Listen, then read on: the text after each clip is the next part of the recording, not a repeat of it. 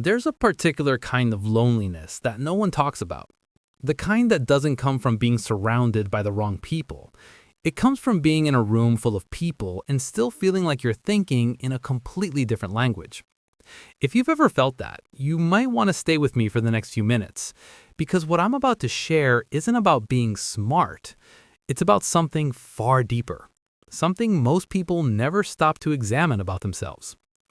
People with extremely high IQ don't just think differently, they experience life differently. And the habits they develop, the quiet, almost invisible patterns in how they move through the world, are unlike anything we're conditioned to expect. Habit 1. They live inside their own questions. Most people ask a question to get an answer and move on. The extremely intelligent mind does something else entirely. It asks a question and then falls into it, like stepping through a doorway that keeps opening into other doorways. A simple why becomes a 3-hour spiral through philosophy, physics, and human behavior at 2 in the morning. It looks like distraction from the outside. From the inside, it feels like breathing. Habit 2. They're comfortable sitting in uncertainty. Here's what separates an extremely high IQ from a high IQ. It's not the answer they give you. It's how long they can hold a question without needing to resolve it. While most of us reach instinctively for certainty, for the comfort of a clear answer, the exceptionally intelligent mind finds something almost pleasurable in not knowing yet. It means there's still more to discover. Uncertainty for them is not a threat. It's the beginning of something interesting. Pause here. Think about someone you know who seems effortlessly sharp. Do they seem unafraid of contradiction? Do they change their mind openly, without ego? That's not weakness. That's a sign of a mind that holds ideas loosely because it knows the map is never the territory. Habit 3. They observe before they speak.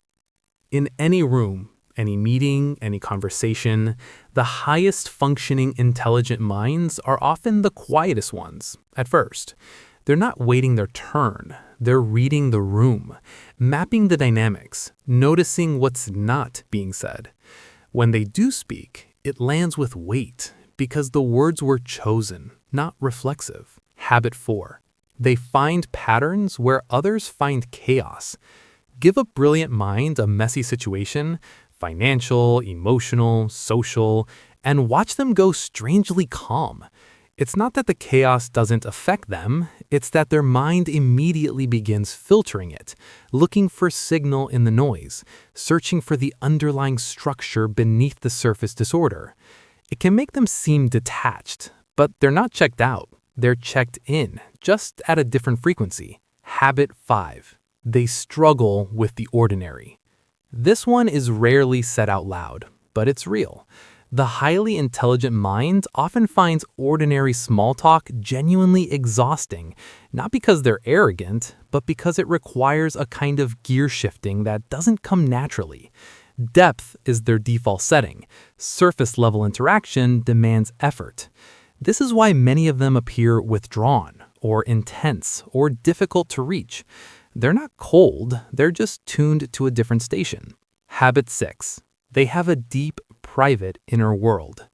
Behind every extremely high IQ, there tends to be a rich interior landscape that almost nobody ever gets to see. Ideas, frameworks, imagined conversations, entire worlds built from pure thought. They process life internally first, always, before they ever let it out.